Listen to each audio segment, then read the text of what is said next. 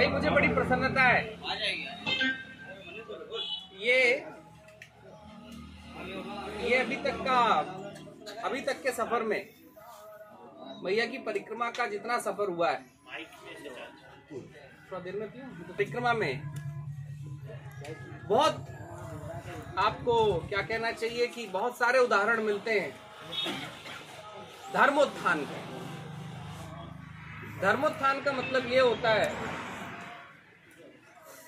कि धर्म को लेकर लोग जब चलते हैं और धर्म के लिए, धर्म का प्रचार करने के लिए, धर्म का प्रसार करने के लिए जो काम कर रहे होते हैं उसके बड़े उदाहरण। लेकिन आज यहाँ पर, और मैं तो हमारे जब यहाँ का कार्यक्रम बन रहा था तो कार्यक्रम में बहुत इफेन बट किंतु परंतु चल रहे थे, कहां से होकर जाना है। लास्ट तक मैया किंतु परंतु में अटका के रखी थी, लेकिन आपके नारायण जी हैं, नारायण जी का कुछ ऐसा, मैया के बड़े सेवक हैं और आनंद मिला कि मैं आप तक पहुंच पाया। मैं कह रहा था कि धर्मोत्थान के बहुत सारे उदाहरण मिलते हैं मैया के क्षेत्र में, और धर्मोत्थान का सब मतलब समझ गए ना, जहां पर धर्म के लिए लोग कार्य करते हैं, धर्मोत्थान करते हैं, धर्म के लिए कोई ना कोई कार्य करते हैं कि 10, 50, 100 लोग और धर्म से जुड़ सकें, बच्चों को संस्कार देते हैं। लेकिन यहां पर एक और काम चल रहा है जो बड़ा अद्भुत है, और मुझे जो बताया, जो सामाजिक उत्थान का काम चल रहा है वो धर्मोत्थान के साथ जब मिल जाता है तो देवोत्थान हो जाता है, देवों का कार्य करने लगते हैं आप लोग। देखिए, गांव में परिक्रमा वासी आए और आप परिक्रमा वासियों की सेवा करने के लिए, मैया आप लोगों को मैया बहुत बहुत सौभाग्य रहे और कृपा ऐसी मिलती रहे कि देखिए मैया की कृपा, देखिए मैं तो मैया की कृपा मानता हूं कि उस मैया के साथ चलते हैं और इन मैयाओं का प्रसाद मिल जाता है। क्या करना, अब क्या और आनंद क्या मिलेगा। एक बड़ी अच्छी बात यहां पर आपने कही है, जानकारी दी, मुझे अच्छा लगा सुन के कि धर्मोत्थान का काम चलता है, लेकिन धर्मोत्थान तभी समाज में दिख सकता है जब सामाजिक उत्थान के काम चल रहे हैं। मैया के नाम से, मैया के पीछे चलने वाले आप सभी भक्त, इस गांव को जो ग्रामीण स्वराज की बात, देखिए स्वराज बहुत ही धार्मिक काम है। स्वराज सबसे अधिक धार्मिक चीज है, क्योंकि स्वराज होता है जहां पर भगवान के साथ हम मिल जाते हैं, जहां भगवान का राज हो जाता है वहां स्वराज हो जाता है। और इस ग्राम के अंदर आप लोगों ने ग्रामीण सुरक्षा के लिए गांव के यूथ आ गए, जवान लोग आ गए, आप लोग उनकी सेवा दे रहे हैं।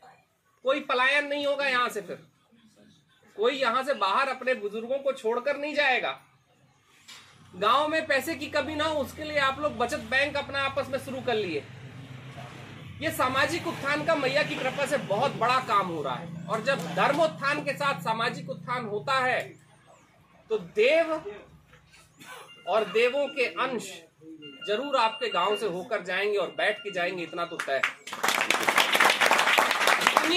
जितनी खुशी आप लोगों को, मुझे बड़ा आनंद आया कि मैया की बड़ा आशीर्वाद रहा कि मैं आप लोगों के तरफ से निकल सका तो जान सका, और जान सका तो कम से कम मैं 40 को और बता सकता हूं कि मैया के क्षेत्रों में केवल धर्मोत्थान का काम नहीं चल रहा है, मैया के क्षेत्रों में देवोत्थान भी चल रहा है, मैया के क्षेत्रों में देवोत्थान का भी कार्यक्रम चल रहा है।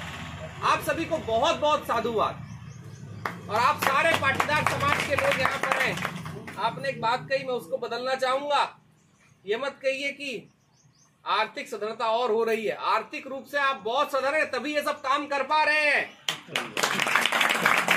अगर नहीं होते तो बांटने की, मैया का अन्न क्षेत्र चलाने की, मैया की सेवा करने की, गांव के युवाओं को जोड़ के रखने की, ये कार्यक्रम कैसे कर पाते। आपकी आर्थिक सधरता मुझे लगता है बंबई वासियों से भी ज्यादा है, जो आज अपने समाज, अपने क्षेत्र, मैया के क्षेत्र के बारे में सोच पा रहे हैं। और मैया लोग बैठकर 20-20, 25-25 रोटियां बना रही हैं और कहीं छाछ और दूध परिक्रमा वासी को मिल रही है। इससे बड़ा दान कौन कर सकता है। तो सदृढ़ हैं आप लोग, और सदृढ़ होते जाइए। ये मत कहिए कि अभी कम है, बहुत है, और होते जाइए। भैया का ऐसा आशीर्वाद मिले कि इस गांव से लोग सीख कर जाए, इस गांव से लोग सीख कर दूसरे गांव में ये परंपरा ला सकें। आप लोगों के बीच बड़े कम समय के लिए हूं, लेकिन लग रहा है कि एक बार और आना पड़ेगा। मैं आऊंगा आपके बीच इस सामाजिक उत्थान का कार्यक्रम देखने के लिए और आप सबके बीच रहने के लिए। बोलो गुरुदेव। अभी रुक जाओ।